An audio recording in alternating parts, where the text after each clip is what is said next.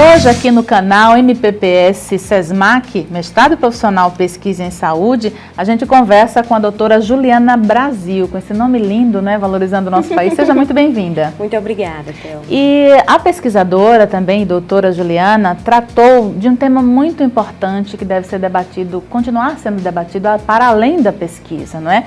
Ela trata da caracterização da condição bucal e qualidade de vida em pacientes com cirrose hepática. Então a gente já começa, como a gente tem feito aqui no canal, conhecendo mais sobre a doença, entendendo como ela se encontra atualmente, não é? Fala um pouquinho sobre a cirrose hepática, os fatores de risco e o que pode ser feito para melhorar esse panorama.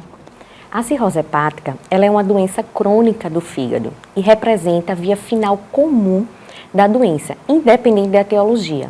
É uma doença muito preocupante, é um problema de saúde pública, corresponde hoje à 13ª causa de morte no mundo e existem várias etiologias, principalmente a infecção pelo vírus da hepatite C, pelo vírus da hepatite B, a doença hepática alcoólica e, mais recentemente, a esteatohepatite não alcoólica, que é a esteatose, que pode causar uma inflamação, que é gordura no fígado, que pode causar uma inflamação e levar à cirrose hepática, que significa a perda da função do fígado.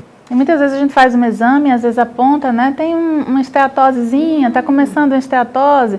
Então, o que o paciente deve fazer exatamente para mudar esse quadro, doutora? Antigamente, ninguém se preocupava com esteatose hepática. Todo mundo dizia, é uma gordurinha no fígado. E hoje a gente já sabe que uma parte desses pacientes que têm esteatose não alcoólica também pode evoluir para cirrose. Então, tem que melhorar a alimentação, fazer atividade física, realmente modificar os fatores de risco, porque os principais fatores de risco para a esteatose gordurosa não alcoólica é realmente a obesidade, é a síndrome metabólica. Então, o paciente tem que se cuidar cada vez mais. E depende muito, a etiologia da cirrose depende do grupo que está sendo, do grupo socioeconômico que está sendo atendido. Por exemplo, no sistema público, as principais etiologias ainda correspondem sendo o álcool, o vírus C e vem crescendo também a esteatohepatite não alcoólica. Já no grupo privado, a principal etiologia ainda é o vírus C e a esteatohepatite não alcoólica. E também depende muito da região que está sendo atendido, o paciente. Então é todo um processo, são várias questões que envolvem isso, não é simples, né, de ser pensado. E também o papel do próprio paciente, né, em se cuidar e entender os sinais, porque tem ocorrido com mais frequência por conta dessa rotina estressante da má alimentação. A obesidade é o problema, né, do século.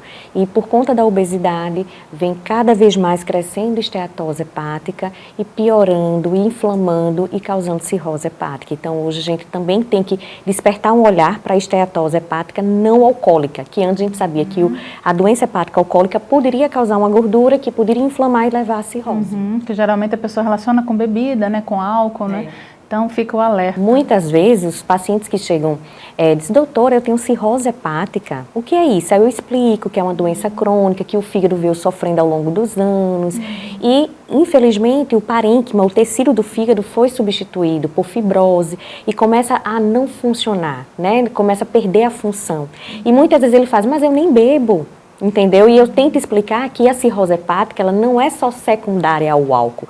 E tem inúmeras etiologias que podem causar, inúmeras causas que podem levar à cirrose hepática. Realmente é um alerta que precisa ser feito, né? Chamar atenção para essa questão. E a sua pesquisa trata da caracterização da condição bucal, a qualidade de vida desses pacientes. O que foi que vocês encontraram na pesquisa? Nós encontramos que a maioria dos participantes da pesquisa considera que necessita de tratamento dentário atualmente e que estava insatisfeito em relação à boca e aos dentes, que isso não é tão abordado no dia a dia. Os pacientes também tinham uma alta experiência de cárie, de doença periodontal e, infelizmente, muita perda dentária. Já na avaliação da microbiota, que avaliamos também a microbiota, a gente encontrou uma alta frequência de uma bactéria, que é Treponema denticola, que ela é responsável, ela é cientificamente associada à doença periodontal, em especial a periodontite, na população geral. E com certeza ainda iremos testar outras bactérias para a gente tentar ver se a periodontite no paciente cirrótico tem a ver com as mesmas bactérias que causam a doença periodontal na população geral, ou se tem alguma bactéria específica, porque esse paciente também ele é imunossuprimido. Então, pode ser que até as suas próprias bactérias, que são benéficas, no caso desses pacientes, possam causar alguma doença, alguma inflamação. Nossa, quanta coisa, né? Além disso, a gente também encontrou um baixo percentual, foi observado um baixo percentual de hipossalivação nesses pacientes, mas com pH normal, porém com uma baixa capacidade tampão. E o que significa essa baixa, né, capacidade tampão? Ela representa um maior risco de cárie, porque frente a um desafio cariogênico, por exemplo, numa ingestão de açúcar, certo? A saliva não consegue tamponar os ácidos liberados pelo metabolismo da bactéria. Pela pouca produção da saliva, nesse processo não pela modificação desse ambiente. Desse ambiente e acelerando a perda do mineral dentário.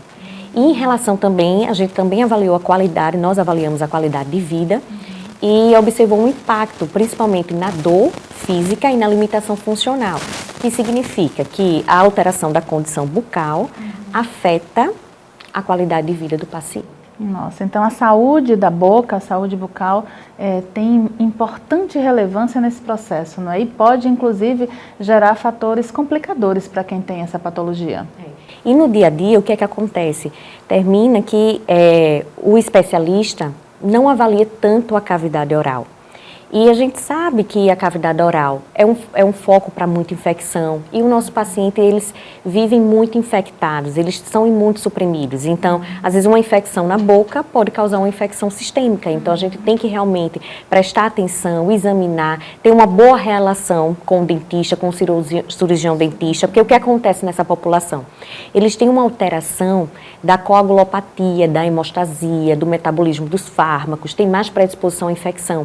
Então, termina que muitas vezes os nossos pacientes não são atendidos de forma adequada, porque eles podem sangrar mais, eles podem alterar o metabolismo das drogas, então tem que ter uma interação entre o especialista com o dentista para que aconteça tudo certinho e evite complicações no tratamento dessa população. Nossa, quanta coisa importante, não é? E esse trabalho multidisciplinar, não é, sendo fortalecido cada vez mais para garantir a segurança e a qualidade de vida do paciente. Mas o caminho é esse, doutora, é prevenção, porque a doença, em estando estabelecida, tem que cuidar, tem que correr atrás desse tratamento. Mas o ideal é que haja um trabalho preventivo, que as pessoas alertem para esse caminho da prevenção. Muito importante, é realmente a integração entre os profissionais, é avaliar a cavidade oral, é realmente tratar quando tiver qualquer infecção, quando tiver qualquer dente cariado e prevenir, né? Orientar em relação à higiene,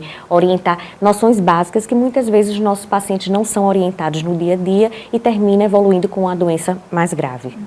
A pesquisa de vocês utilizou certa metodologia e aí eu queria que você falasse um pouquinho sobre isso, como foi esse percurso, né?